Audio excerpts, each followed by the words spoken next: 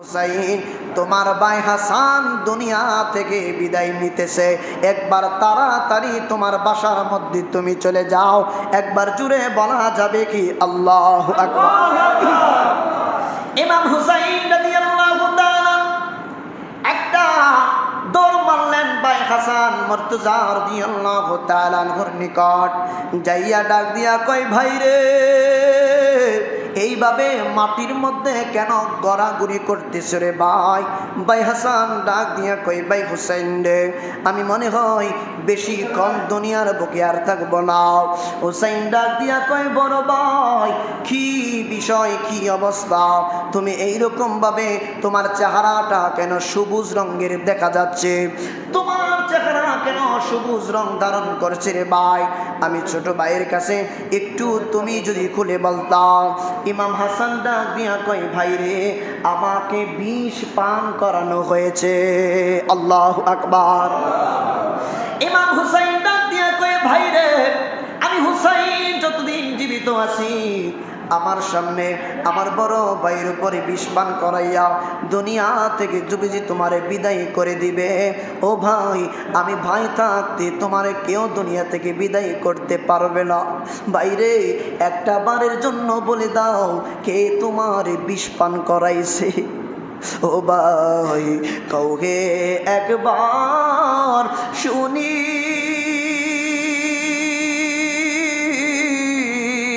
কে তোমারে খাওয়াইছে জোহর রাসূলের পরানি রে? বাইরে আমার সোনার চন্দ্রমণি, বাইরে আমার সোনার চন্দ্রমণি, ছোট ভাই কয় বড় বাইরে, ও ভাই কেমনে যাও চলিয়া? আজকে থেকে কাঁদবো আমি বাইহারা হইয়া রে, বাইরে আমার সোনার চন্দ্রমণি। আল্লাহ বলে, ও জিবরাইল, ও জিবরাইল, যাও না রে চলিয়া, 70,000 ফেরেশতা নামাও জানাজার লাগিয়া রে, বাইরে আমার সোনার চন্দ্রমণি। আকাশ কান্দে, বাতাস কান্দে, কান্দে দরিয়ার পানি,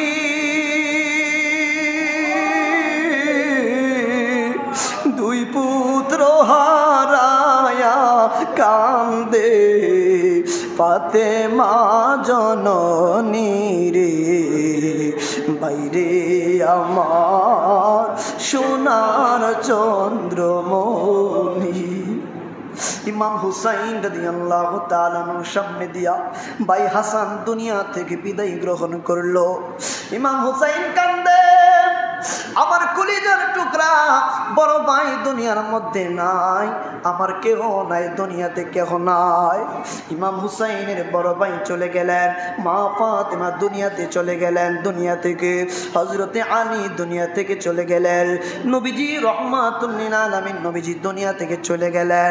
ইমাম হুসাইনের কাছে কুফা থেকে চিঠি আসা শুরু করলো। অনেক ইতিহাস মাঝখানে বললাম না, কুফা থেকে চিঠি আসা শুরু করলো। আসতে আসতে যেই মাত্র সারা পেল মুসলিম বিন আকিল, মুসলিম বিন আকিল যেই মাত্র বললেন যাওয়ার জন্য, ইমাম হুসাইন ডাক দিয়া কয়, শহর বানু, তাড়াতাড়ি প্রস্তুত হও, কুফার দিকে যাইতে হবে।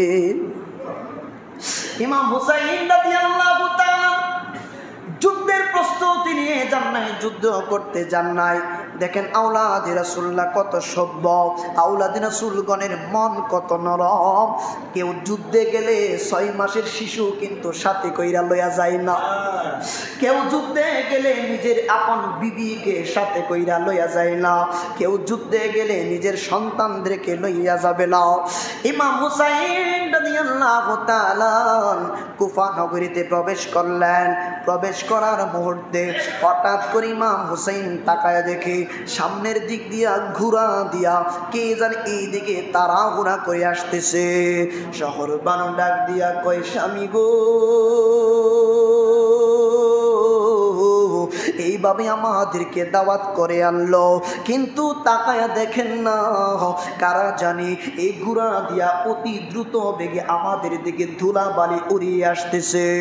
এইবার হুসাইন কেমন শিক্ষা দিলেন নারী জাতির জন্য।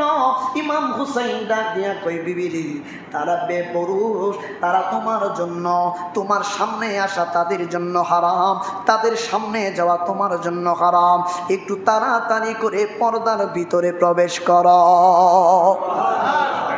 ইমাম হুসাইন রাদিয়াল্লাহু তাআলা পর্দা টাঙানোর জন্য, তাবু টাঙানোর জন্য কিতাবের নাম ইমাম পাক আউর ইয়াজিদ, উর্দু কিতাব থেকে বলছি। ইমাম পাক আউর ইয়াজিদের মধ্যে বড় চমৎকার ভাবে ঘটনাটা উল্লেখ রয়েছে।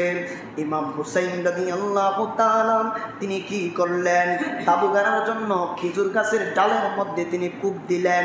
কূপ দেওয়ার সঙ্গে সঙ্গে দেখা যায় রক্ত ফিনকি দিয়া বের হচ্ছে।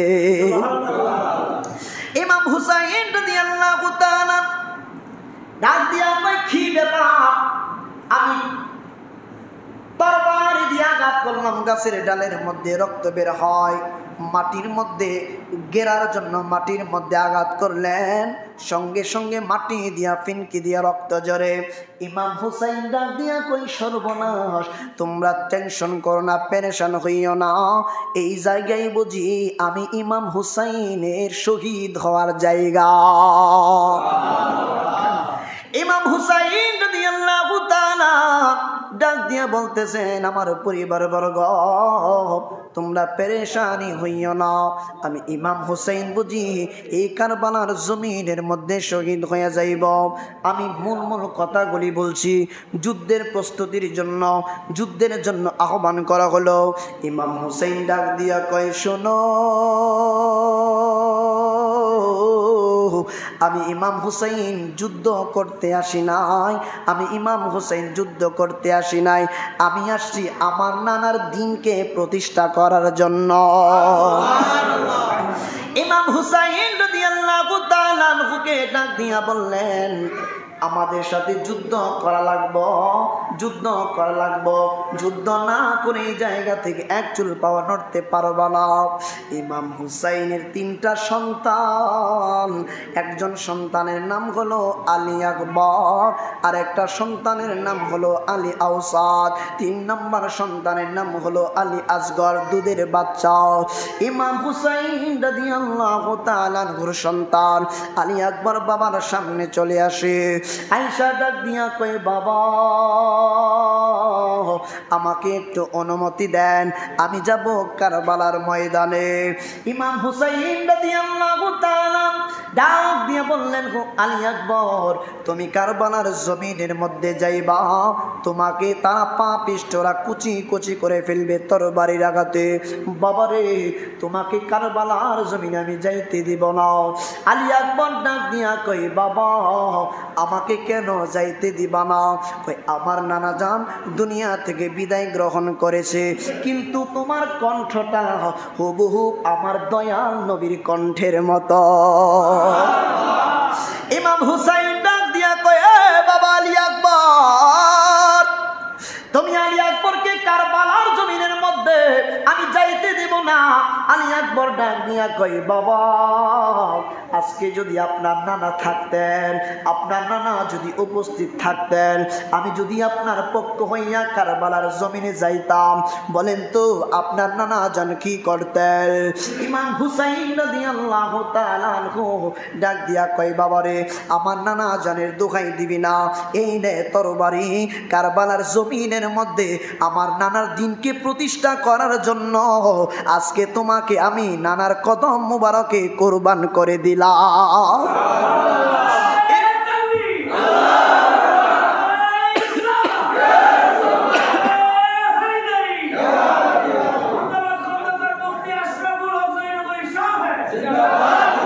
ইমাম হুসাইন ডাক দিয়া কয় বাবা আলী আকবর, তুমি কারবালার ময়দানের মধ্যে যাইবা, কিন্তু সাবধান, যখন তোমার সামনে মুনাফিকের বাচ্চারা আসবে একটা কদম পিছে দিতে পারবা না রে বাবা। আলী আকবর ডাক দিয়া কয় বাবা, আমার জীবন চলে যাবে, আমার বাবার কখনোই অমর্যাদা করব না। আলী আকবর তরবারিটা হাতে লইয়া আমার কাছে বাবার কাছে বিদায় নে বাবা, একটু দয়া করে বিদায় দিয়ে দাও। ইমাম হুসাইন ডাক দিয়া কয় বাবা রে, তুমি যাবে যুদ্ধের ময়দানে, কিন্তু একটা আরজি, তুমি একটু পরপর আমি বাবার দিকে একটা বার তাকাইবা, একটা বারের জন্য আমি হুসাইনকে বাবা কইয়া ডাক দিবা। আলী আকবর ডাক দিয়া কয় বাবা, জীবনে কতবার তোমাকে আব্বা কয়া ডাক দিলাম, বাবা কয়া ডাক দিলাম, আজকে কেন যুদ্ধের ময়দানে যাবার পূর্বে তোমাকে বারবার বাবা বলবো? ইমাম হুসাইন ডাক দিয়া কই আলী আকবর, তোমার কণ্ঠটা আমি বলেছিলাম আমার নানার কণ্ঠের মতো, শেষবারের মতো বাবারে তোমার কণ্ঠ শুনে আমি আমার নানার কণ্ঠের আওয়াজের স্বাদ মিটাইতাম। আলী আকবর বারবার পিছনে চাই আর বাবা কইয়া ডাক দেয়, ইমাম হুসাইনের কলিজা ঠান্ডা করে দেয়। আলী আকবর চলে গেলেন কারবালার জমিনের মধ্যে। এই মুনাফিকের বাচ্চারা চতুর্দিক দিয়া ঘেরাও করে ফেলেছে। ইমামে আলী মাকামের সন্তানের তরবারি জোরের চাইতে ইমামে আলী মাকামের সন্তানের ইমানের জোর বেশি। মুনাফিকের বাচ্চারা ডাক দিয়া কই শোনো, ইমামে আলী মাকামের সন্তানের সঙ্গে শক্তি দিয়া তোমরা কোলাইতে পারবা না, তোমরা আগে তাকে ঘায়েল করতে হবে অন্যভাবে। চতুর্দিক দিয়া যে মাত্র ছড়ায়া ছিটায়া গেল শত্রুরা। ইমাম হুসাইনের সন্তান কিছু মুহূর্তের মধ্যে সবাইকে জাহান্নামে পাঠাইয়া দিলেন। একটু পরে আর একটা দল চতুর্দিক দিয়া করে দিল। হঠাৎ কইরা ইমামে আলী মাকামের সন্তানকে হঠাৎ করে তারা অসুস্থ করে দিল। দূর থেকে একটা লোক ডাক দিয়া কয়, এই আলী আকবরের কণ্ঠের মধ্যে একটা তীর লাগায়া দে। কয় কেন? কয় ইমামে আলী মাকামের কণ্ঠটা রহমাতুল্লিল আলামিন নবীর কণ্ঠের মতো। একটা লোক দূর থেকে ইমামে আলী মাকামের কণ্ঠ বরাবর একটা তীর মেরে দিল। তীর মারার পরে কণ্ঠের মধ্যে তীর লইয়া বাবার কদম মুবারকের মধ্যে শেষবারের মতো সাক্ষাৎ মুলাকাতে চলে গেলেন। যাইয়া ডাক দিয়া কই বাবা, জীবনের মতো শেষবারের মতো তোমারে বাবা কইয়া ডাক দিতে আসলাম, আমি মনে হয় শহীদ হইয়া যাইব। একটা কথা যাবার বেলা তোমাকে আমি বলে যাই বাবা। কই কি আবদার করবা? কই আবদার হলো যদি এক ফোঁটা পানির ব্যবস্থা করতে পারো। এখানে একটা সূক্ষ্ম সূত্র বলে যায়, যারা এজিদকে বাঁচাইতে চায়, কেউ যদি বলে এজিদ 100 রাকাত নামাজ পড়ত, কেউ যদি বলে এজিদ ভালো মানুষ ছিল, কেউ যদি বলে এজিদের কোনো দোষ ত্রুটি ছিল না, কেউ যদি বলে, স্পেসিফিক বলতেছে অনেকে নেট দুনিয়ায়। এখন যদি এমন হতো যে এজিদের কোনো দোষ নাই, ইমাম হুসাইন, আলী আকবর, আলী আওসাদ, আলী আকবর, শহরবানু সখিনা, জয়নুল আবেদিন, কুলসুম ইবনে আব্বাস, হযরতে কাসেম সহ আরো যারা ছিলেন, তারা গেলেন শত্রুতা বা কোনো মনোমালিন্য থাকলে ইমাম হুসাইনের সঙ্গে 6 মাসের বাচ্চা কোনো অপরাধ করে নাই। বুঝবেন কথা? তীর মারলো কাকে? 6 মাসের শিশুর কলিজা। তাহলে বোঝা গেল যে এজিদের শত্রুতা ছিল পুরা নবীর বংশধরের বিরুদ্ধে, অর্থাৎ সমস্ত নবীর সমস্ত আওলাদদেরকে এজিদ পছন্দ করত না। যদি একজনকে অপছন্দ করত তাহলে 6 মাসের শিশু কি অন্যায় করলো? প্রশ্ন থেকে যায়। এক, কেউ বলে এজিদ ভালো মানুষ ছিল। কিতাবের নাম সিয়ারুল আলামিন নুবালা, লিখেছেন আল্লামা ইমাম যাহাবী রাহিমাহুল্লাহ। তিনি বিশাল বড় একজন তারিখ ইতিহাসবিদ। কিতাবের নাম তারিখে দামেস্ক, কিতাবের নাম তারিখুল ইসলাম, কিতাবের নাম তাফসির রুহুল মানি, কিতাবের নাম শারহু ফিকহিল আকবর, কিতাবের নাম ফিকহিল আকবর সহ আর অসংখ্য কিতাবের নাম বলতে পারবো। ওই কিতাবের মধ্যে আসছে এজিদ মদ করছিল, জেনা করছিল, এজিদ নামাজ তরককারী ছিল, এমনকি এজিদ ফাসিক ছিল, মদ খাওয়াকে সে হালাল মনে করত। এখন হালালকে যদি কেউ হারাম মনে করে, হারামকে যদি কেউ হালাল মনে করে, যারা নামের আগে মুফতি লেখে ইফতা যারা করেছেন, তাকাসসুস ফিল ইফতা বা ফিল ফিকহ, যারা ফকিহ, একটা উসুল জানা দরকার। ফতোয়া শাফি জয়নুদ্দিন ইবনে আবিদিন শামী লিখেছেন মুস্তাহিলুল হুরমাতি কাফের। কোন ব্যক্তি হালালকে হারাম, হারামকে হালাল বললে সে কাফের হয়ে যায়। এখন মদ হালাল না হারাম? হারাম। এটাকে সে হালাল মনে করতো, তাহলে সে ইমানদার না বেঈমান? শুধু একটা কারণে তো বেঈমান না, আসতেছে সামনে সময়কালে বলবো। ইমাম আলী আকবর বলতেছে বাবা 1 ফোঁটা পানি যদি দাও। ইমাম হুসাইন বলছেন বাবা তুমি শুয়ে দাও পানি নিতে হলে। তখন তিনি শুইলেন। ইমাম হুসাইনের শুকনা জিহ্বাটা আলী আকবরের মুখের ভিতরে প্রবেশ করাই দিলেন। ইমামে আলী আকবর বলছে বাবা আমি যুদ্ধ করতে করতে আমার শুকনা জিহ্বা নিয়ে তোমার কাছে আসতাম পানির জন্য, কিন্তু তুমি যুদ্ধে না নিয়ে আমার পেরেশানিতে, তোমার আওলাদদের পেরেশানিতে আমাদের চাইতে 3 গুণ জিহ্বা তোমার শুকায়া গেছে। বাবা তোমার জিহ্বাটা আরো বেশি শুকনা, আমি কোত্থেকে পানি পাবো? বাবা পানি চাবো না, আমার জন্য হাউজে কাউসারের পানি তোমার নানা নিয়ে বসে আছে। আলী আকবর শহীদ, কাসেম শহীদ, ইবনে আব্বাস রাদিয়াল্লাহু তাআলা শহীদ, আলী আসগর শহীদ, অনেকে শহীদ হয়ে গেলেন। এবার পালা হযরত ইমাম হুসাইন রাদিয়াল্লাহু আনহু। তো মূল তথ্যটা সবাই জানেন, ইমাম হুসাইন শহীদ হলেন। ইমাম হুসাইন শহীদ হলেন। ইমাম হুসাইন রাদিয়াল্লাহু তাআলা যখন শহীদ হলেন, ওনার সের মুবারকটা মানে মাথা মুবারকটা, এই মাথা মুবারকটা একজন পাপিষ্ট এজিদের দরবারে নিয়ে যাবে। আমি লাস্টে এমন একটা কথা বলবো যেটা শুনেন না এই পর্যন্ত, আমি কিতাব থেকে আজকে আমি বের করেছি। ইমাম হুসাইন রাদিয়াল্লাহু তাআলা শের মুবারকটা নিতে নিতে এমন একটা জায়গায় গেল, সন্ধ্যা হয়ে গেল। রাত্রেবেলা যদি নিয়ে যায় তখন দেখা যাচ্ছে অন্য কেউ ছিনিয়ে নিবে পুরস্কারের আশায়। তো একজন লোক, সে আহলে বায়াতের প্রেমিক ছিল কিন্তু মুসলমান হয় না এখনো। সে বললো আমার কাছে 1 রাতের জন্য ভাড়া দেন। অনেকে আলেমরা জানেন। 1 রাতের জন্য ভাড়া দিল, সারা রাত রাখলো, আদর যত্ন করলো, মহব্বত করলো। সকালবেলা উঠে মুসলমানদের কাছে গিয়ে কালিমা পড়ে মুসলমান হয়ে গেল। এই 10 মিনিটের কথা আমি কয়েক সেকেন্ডে বললাম, আমি মূল কথা বলবো বিদায়। এজিদের দরবারে ইমাম হুসাইনের সের মোবারকটা এভাবে নিল। এখন বলেন আমার মহব্বতের কোনো মানুষের মাথা যদি কেটে আমার সামনে এভাবে দাঁড় করাই, আমি এটাকে সম্মান করব নাকি লাঠি দিয়ে আঘাত করব? এজিদ তাফসীর রুহুল মানির মধ্যে আসছে ইমাম হুসাইন রাদিয়াল্লাহু তাআলার মাথা মুবারক এবং দাঁত মুবারকের মধ্যে টোকা দিচ্ছিল, আঘাত করছিল লাঠি দ্বারা, বল্লম দ্বারা। এজিদ বলছিল আজকে হুসাইনকে হত্যা করাইয়া আমি আমার বাপ দাদার প্রতিশোধ দিলাম। নাউজুবিল্লাহ। তাহলে এজিদ কি মুসলমান না বেঈমান? 1 নাম্বার। আমি আসতেছি মূল পয়েন্টে, যেটা এখনো শুনেন না জীবনে, আজকে প্রথম শুনবেন ইনশাআল্লাহ। এজিদ মদিনায় সৈন্য পাঠাইল আক্রমণ করার জন্য। মসজিদে নববীতে ভেড়া, দুম্বা, উট বেঁধে রাখলো মসজিদে নবীর মসজিদের ভিতরে প্রস্রাব পায়খানা করে মসজিদটা নাপাক করে দিল। এটা কোনো মুসলমানের কাজ হতে পারে? এই যে খানায়ে কাবা, এই যে প্রথম ইতিহাস আপনারা প্রথম শুনবেন, আর কখনো শোনেন নাই আমার মনে হয়। খানায়ে কাবার উপরে তখন একটা মাথা ছিল, মাথা। কিসের মাথা জানেন? হযরতে ইব্রাহিম আলাইহিস সালাম যখন ইসমাইল আলাইহিস সালামকে কুরবানি করতে গিয়েছিল, তখন জান্নাত থেকে একটা দুম্বা পাঠাইছিল না আল্লাহ?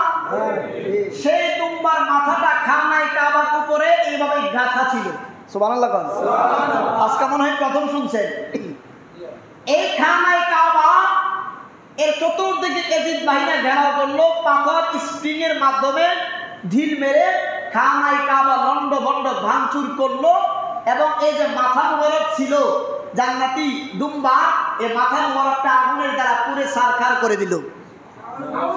খানায়ে কাবা, কাবার ঘর যে ব্যক্তির হুকুমে বা যে ব্যক্তির মাধ্যমে ধ্বংস হয় বা নষ্ট হয়, ওই লোকটা কি কখনো মুসলমান হতে পারে? হাজরে আসওয়াদ, কালো পাথর, হাজরে আসওয়াদ, এই পাথরের মধ্যে আঘাত লাগার কারণে মাঝখান দিয়ে ফেটে গিয়েছিল, এখনো সেই ফাটার দাগ আছে। যারা হজ করতে গেলে চুমার দাগ সুযোগ হয় একটু ভালো করে লক্ষ্য করবে।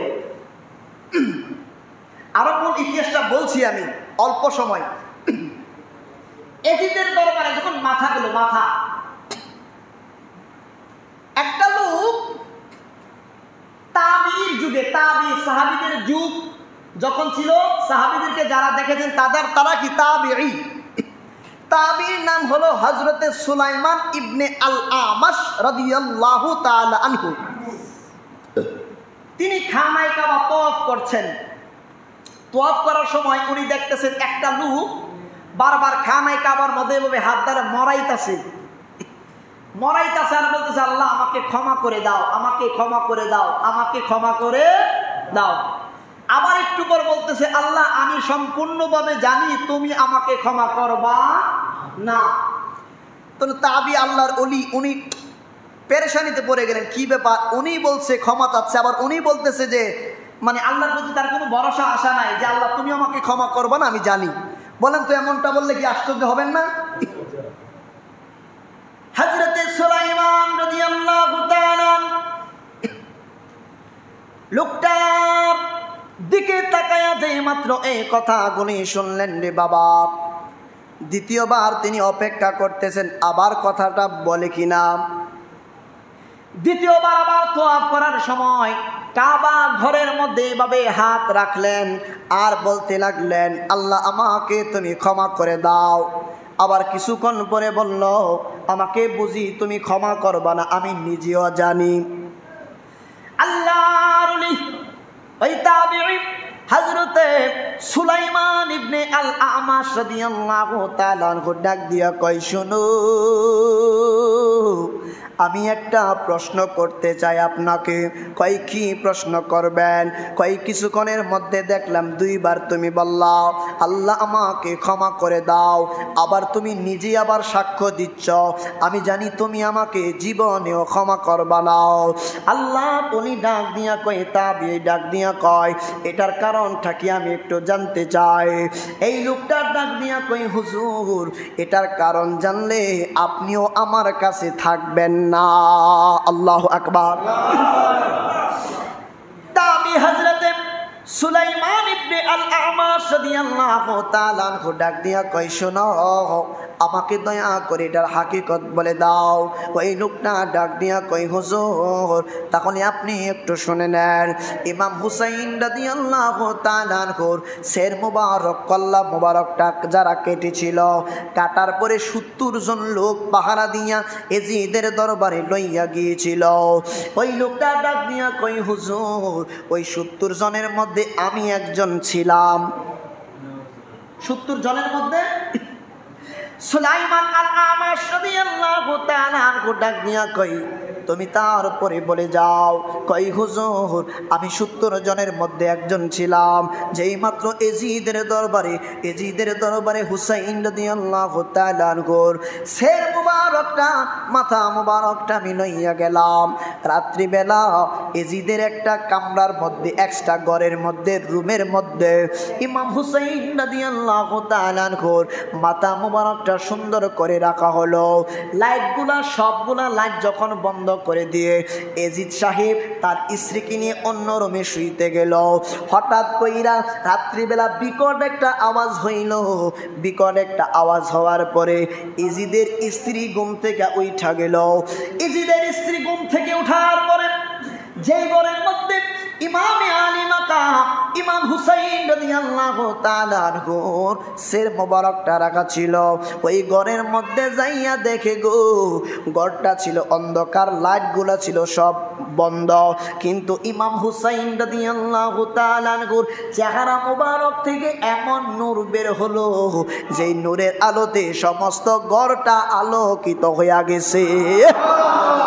ওরে কেউ যদি ওদের কষ্ট দেয়, যেন আমায় কষ্ট দেয়, কষ্ট দিল মা ফাতেমা রে বলুন, কষ্ট দিল মা ফাতেমা রে। ওরে জান্নাতেরি সরদার যাহারা শহীদ করলো কাহারা, কি জবাব দিবি হাসরের বেলায় বলুন, কি জবাব দিবি হাসরের বেলায়। এজিদের স্ত্রী ডাক দিয়া কই, শুনো ও এলাকাবাসী, আমি তাকায়া দেখলাম এত গভীর রজনীতে আমার ঘরের মধ্যে কোনো লাইট ছিল না, কোনো আলো ছিল না। ইমামে আলী মাকামের চেহারা মুবারক থেকে এমন নূর আলো বের হলো, আমার এই রাজপ্রাসাদ পুরাটা আলোকিত হয়ে গেছে। ইমাম হুসাইনের নূর মুবারক চেহারা মুবারক থেকে এজিদকে ডাক দিল, স্বামীরে আমার, আর ঘুমের মধ্যে থাইকো না, তাড়াতাড়ি উঠো, সর্বনাশ বুঝি কইরা ফেলছ। এজিদ তাড়াতাড়ি ঘুম থেকে উঠল। কি হইল বিবি, কেন এত চিচামিচি কেন করছ? স্বামী রে তাকায় দেখো না, তুমি কার কল্লা কেটে আল্লাহ, যেই কল্লার চেহারা মুবারক থেকে আল্লাহর নূর বিরাজ করতাছে। এজিদ ভয়ে কম্পন সৃষ্টি হচ্ছে তার। সকালবেলা তাড়াতাড়ি 70 জনকে ডাক দিল, শোনো আমার ঘর থেকে শের মুবারকটা তুমি লইয়া যাও, শের মুবারকটা নিয়ে একটা তাবু গাড়ো, এই তাবুর উপরে তোমরা রেখে দাও। ওই লোকটা খামে কাবার তওয়াফরত লোকটা, যেই লোকটা বলেছিল আমাকে আল্লাহ ক্ষমা করবেন না কোনোদিন, আমি জানি, এই লোকটা ডাক দিয়া কই, হুজুর তখন আমরা 70 জন মানুষ ইমাম হুসাইনের কল্লা মুবারকটা লইয়া একটা তাবুর ভিতরে রাখলাম। হুজুর আমরা যেই মাত্র সন্ধ্যা হয়ে গেল, রাত্র যেই মাত্র হয়ে গেল, সন্ধ্যাবেলা সমস্ত মানুষগুলা ঘুমায়া গেছে, সন্ধ্যাবেলা 69 মানুষ ঘুমায়া গেছে, আমি একজন কইয়া ঘুমাইতে পারি নাই, কোনো কারণে ঘুম থেকে সজাগ হয়ে গেলাম। হুজুর আমি তাকায়া দেখি আকাশের মধ্যে বড় একটা মেঘ দুনিয়ার জমিনের মধ্যে আস্তে আস্তে করে দুনিয়ার জমিতে নেমে গেল। হযরতে তাবি সুলাইমান ইবনে আল-আমাশ রাদিয়াল্লাহু তাআলা আনহু ডাক দিয়া কয়, তারপর কি হলো?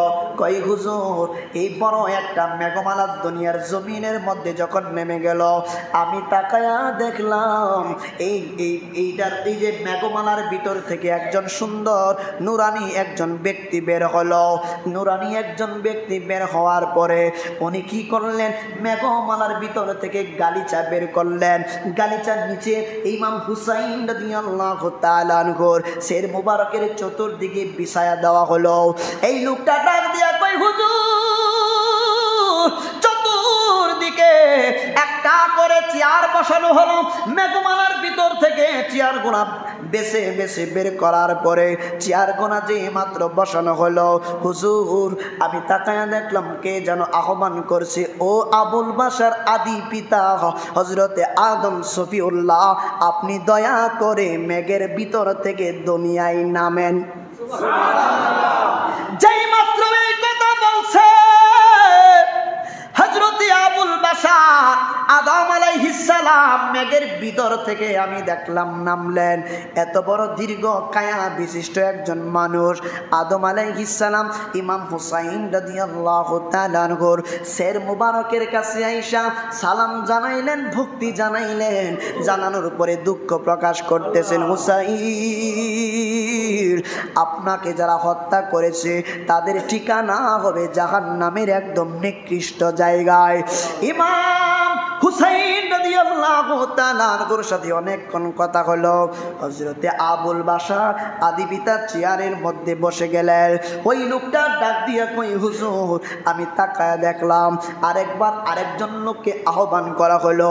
যেই মাত্র মেঘমালার ভিতর থেকে আরেকটা লোক বের হইছে, তাকে যখন বলা হলো, জিজ্ঞেস করা হলো আপনার পরিচয় কি, উনি বললেন আমি হইলাম সমস্ত মুসলমানদের জাতির পিতা, আমার নাম হচ্ছে হযরতে ইব্রাহিম খলিলুল্লাহ। এই লোকটা ডাক দিয়া কই, হুজুর আমি দেখলাম হযরত ইব্রাহিম খলিলুল্লাহ ইমাম হুসাইন রাদিয়াল্লাহু তাআলা আনহুকে সালাম জানাইলেন। সালাম জানানোর পরে ওই ইব্রাহিম খলিলুল্লাহ তিনি আরো অনেক কথা বললেন, চেয়ারে বসে গেলেন। একটু পরে ডাক দেওয়া হলো হযরতে মুসা কালিমুল্লাহকে। হযরতে মুসা কালিমুল্লাহ একই কথা বলে চেয়ারের মধ্যে বসে গেলেন। একটু পরে ডাক দেওয়া হলো হযরতে নূহ আলাইহিস সালাম। হযরতে নূহ আলাইহিস সালাম চেয়ারের মধ্যে বসে গেলেন। একটু পর দেখা গেল হযরতে মুসা কালিমুল্লাহ হাজির হয়ে গেছে। একটু পরে দেখা গেল হযরতে ঈসা আলাইহিস সালাম হাজির হয়ে গেছে। আরেকবার ডাক দিয়া কয়, আমি তাকায়া দেখলাম বড় একটা মেঘ দুনিয়ার জমিনে চলে আসলো। সেই মেঘের ভিতর থেকে দুনিয়ার জমিনে নামলো হযরতে রাহমাতুল লিল আলামিন।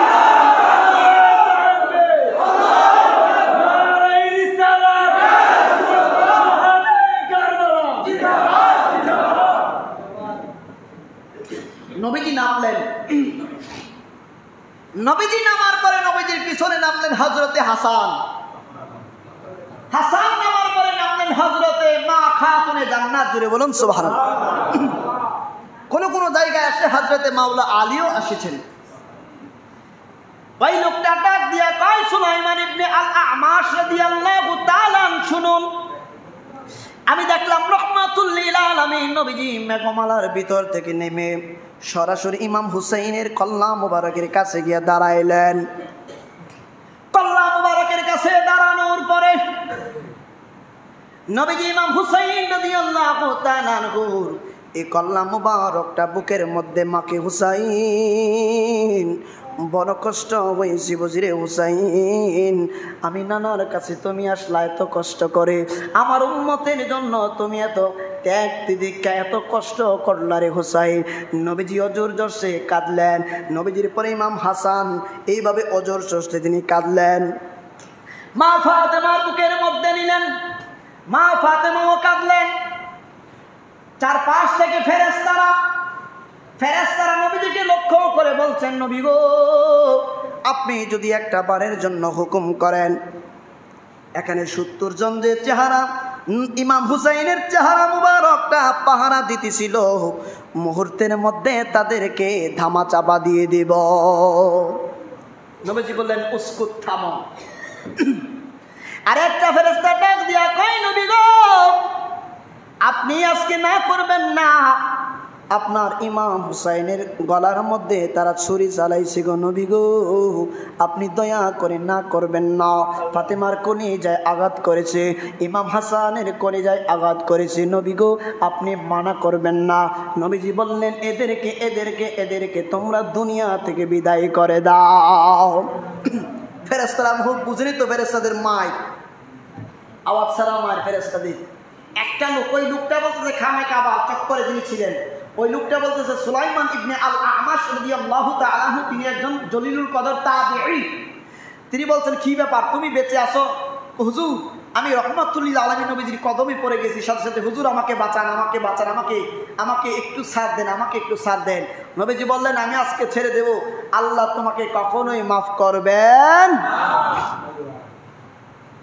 ওই হুজুর আমি এই যে ওইখান থেকে আসলাম, খানায় কাবা তোয়াফ করি সারাক্ষণ, আল্লাহর কাছে ক্ষমা চাই, আবার এটাও বলি আমি জানি আল্লাহ আমাকে কখনো মাফ করবেন না। তখন ওই সুলাইমান ইবনে আল আমাশ রাদিয়াল্লাহু তাআলা আনহু বলছেন, পাপিষ্ঠ এতক্ষণ জানলে তোর কাছে আমি থাকি? তোর কাছে কি আমি থাকি? দূর হ তুই আমার কাছ থেকে। তাহলে বোঝা গেল ইমাম হুসাইন রাদিয়াল্লাহু তাআলা আনহু সের মুবারকটা যারা কাটে নাই, যারা দূরে থেকেও সহযোগিতা করেছে, তাদেরকেও নবীজির তাবিঈগণ সাহাবীগণ ঘৃণা করতেন। কথা বুঝতেছেন? আর কতল করা হলো তো এজিদের কারণে। এখন আপনাদেরকে দলিল দিবে, দলিল বুখারী শরীফ, জানি রাখেন কাজে লাগবে। বুখারী শরীফ নবীজি বলছেন আপনার একটা যুদ্ধ হবে জলপথে, যুদ্ধ হবে, সেটাকে ইস্তাম্বুল বলে, মানে ইটালির রাজধানী নাম কি? রোম। তুরস্ক এক এক নামে বলা হয়, কারণ সৌদি আরবের রাজধানী তো আগে কি ছিল জানেন? এখন কি? রিয়াদ। এখন কি? রিয়াদ না, তো এটার আগে কিন্তু রিয়াদ নাম ছিল না, ঠিক আছে? নজদ। তো যে পানির যুদ্ধে অর্থাৎ সমুদ্র অভিযান একটা যুদ্ধ, ওই যুদ্ধে যারা অংশগ্রহণ করবে, বুখারীর হাদিস, নবীজি বলেছেন দাখালা জান্নাহ, তারা জান্নাতে প্রবেশ করবে, অথবা ইয়াদখুলুল জান্নাহ, জান্নাতে প্রবেশ করবে। এখন অনেকে দাবি করে ওই যুদ্ধে ছিল ইয়াজিদ, কারণ ওই যুদ্ধের মধ্যে তার নামটা ঢুকাইতে পারলেই তো নবীজির বাণী, তারা সবাই জান্নাতে প্রবেশ করবে। যুক্তি তো মানে ভালো সুন্দর, কিন্তু নবীজি বলছেন এই হাদিসের মধ্যে এজিদ প্রথম যুদ্ধে ছিল এটা উল্লেখ নাই। এজিদ ছিল দ্বিতীয় যুদ্ধে, দ্বিতীয় অভিযানে, দ্বিতীয় সমুদ্র অভিযানে এজিদ ছিল। ওই দ্বিতীয় যুদ্ধ বা সমুদ্র অভিযানে যারা ছিল, নবীজি তাদের ব্যাপারে বলেছেন যে তারা মাগফিরাত প্রাপ্ত, ক্ষমা প্রাপ্ত, আল্লাহ পাক তাদেরকে ক্ষমা করে দিয়েছেন। খুব মনোযোগ, এই কথাটা আপনি সচরাচর কারো কাছে শুনবেন না, এটা অনেক ব্যাখ্যা আমি বলি। তো দ্বিতীয় যুদ্ধে এজিদ অংশগ্রহণ করেছিল, দ্বিতীয় যুদ্ধে এজিদ, আর নবীজি বলেছেন দ্বিতীয় যুদ্ধে যারা অংশগ্রহণ করেছে তাদেরকে আল্লাহ মাফ করে দিয়েছেন, তারা মাগফিরাত প্রাপ্ত, ক্ষমা প্রাপ্ত। এখন আপনি কি উত্তর দিবেন? কই বলতে দেখো এজিদকে আল্লাহ মাফ করে দিছে, আপনার বক্তারবেন। এটার ব্যাখ্যা বলার আগে আমি আর দুইটা হাদিস বলছি। বুখারী শরীফ প্রথম খণ্ড জিলদে আউয়ালের মধ্যে আসছে, রমজান মাসে লাইলাতুল কদরের নামাজ পড়েন না? খুব মনোযোগ, পড়েন কিনা? তো নবীজি বলছেন যে ব্যক্তি লাইলাতুল কদরের রাত্রে মান কামা ঈমানান ও ইহতিসাবান গুফিরা লাহু মা তাকাদ্দামা মিন যামবিহি, যে ব্যক্তি লাইলাতুল কদরের রাতে কিয়ামুল লাইল করবে, অর্থাৎ দাঁড়িয়ে আল্লাহর ইবাদত করবে, নফল ইবাদত করবে, তাকাদ্দামা মিন যামবিহি, তার অতীতের সব গুনাহ আল্লাহ মাফ করে দিবেন। ধরেন এক্সাম্পল, আজকের রাতটা লাইলাতুল কদরের রাত, দ্যাট মিন্স এক্সাম্পল, বোঝানোর জন্য উদাহরণ। আমরা সবাই আসলাম, আল্লাহর পক্ষ থেকে ঘোষণা হলো